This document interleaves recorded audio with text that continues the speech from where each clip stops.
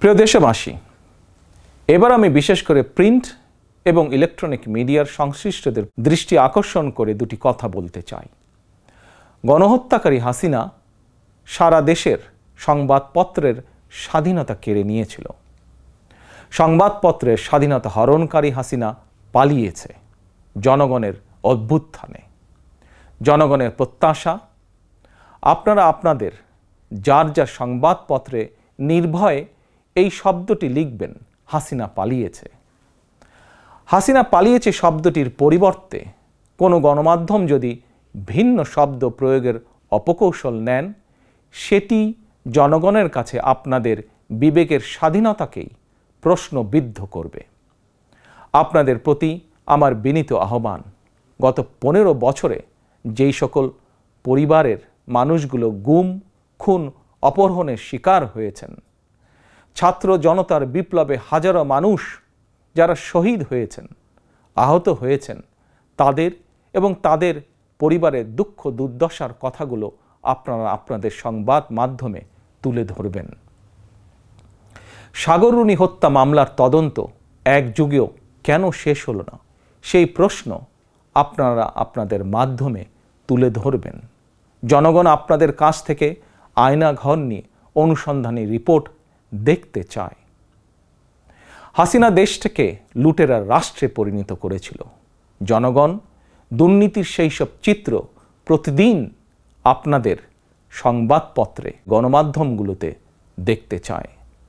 গণহত্যাকারী খনি হাসিনা প্রতিবার কিভাবে জনগণের ভোটকে ডাকাতি করে নিয়ে গিয়েছিল, গণমাধ্যমে প্রতিদিন সেই সব চিত্র তুলে ধরে বিশেষ অনুষ্ঠান প্রচারের আহ্বান জানাই আপনাদেরকে।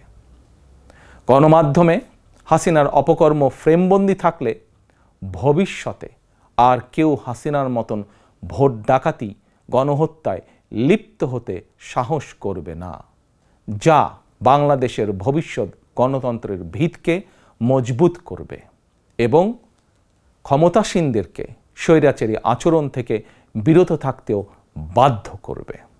এবার আমি সারা দেশে বিএনপি এবং এর অঙ্গ ও সহযোগী সংগঠনের সর্বস্তরের নেতা, কর্মী, সমর্থক, শুভাকাঙ্ক্ষীদের প্রতি আহ্বান জানিয়ে বলতে চাই, রাষ্ট্র সংস্কারের পথ ধরে অন্তর্বর্তীকালীন সরকার যথাসময়ে জাতীয় নির্বাচনের তারিখ ঘোষণা করবে। সেই নির্বাচনে জনগণের রায় পেতে জনগণের মন জয় করুন। জনগণের বিশ্বাস, আস্থা এবং ভালোবাসা অর্জন করুন। জনগণের সুখে দুঃখে জনগণের সঙ্গে থাকুন, পাশে থাকুন, জনগণকে সঙ্গে রাখুন। ধর্ম, বর্ণ পরিচয়ের কারণে কেউ যাতে অনিরাপদ বোধ না করেন, দায়িত্বশীল এবং জনপ্রিয় দল বিএনপির একজন নেতা, কর্মী, সমর্থক হিসাবে সেটি আপনাদেরকে নিশ্চিত করতে হবে। সেটিকে নিশ্চিত করুন আপনারা। পরিশেষে আমি আরও একটি বিষয় উল্লেখ করতে চাই। গণহত্যাকারী হাসিনা পতনের আন্দোলনে দেশে ছাত্র জনতার পাশাপাশি প্রবাসী বাংলাদেশিরাও বিশেষ অবদান রেখেছেন।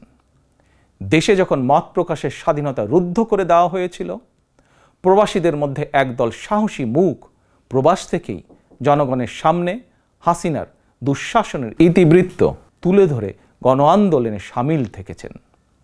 প্রবাসে থেকেই হাসিনা পতনের আন্দোলনের সঙ্গে একত্বতা প্রকাশ করতে গিয়ে কোনো প্রবাসী বাংলাদেশিকে প্রবাসে জেল জুলুম সইতে হয়েছে বা এখনও হচ্ছে। প্রবাসীদের অবদানকে কৃতজ্ঞতার সঙ্গে স্মরণ করে আমার আহ্বান, ছাত্র জনতার কাঙ্ক্ষিত একটি বৈষম্যহীন গণতান্ত্রিক বাংলাদেশ নির্মাণে অতীতের মতন ভবিষ্যতেও সংশ্লিষ্ট দেশের আইন মেনে সাধ্য মতন আপনারা আপনাদের যার যার অবস্থান থেকে ভূমিকা অব্যাহত রাখবেন। দেশে প্রবাসে সকলকে ধন্যবাদ জানিয়ে আমার বক্তব্য শেষ করছি। আল্লাহ হাফেজ। বাংলাদেশ জিন্দাবাদ। বাংলাদেশ জাতীয়তাবাদী দল জিন্দাবাদ।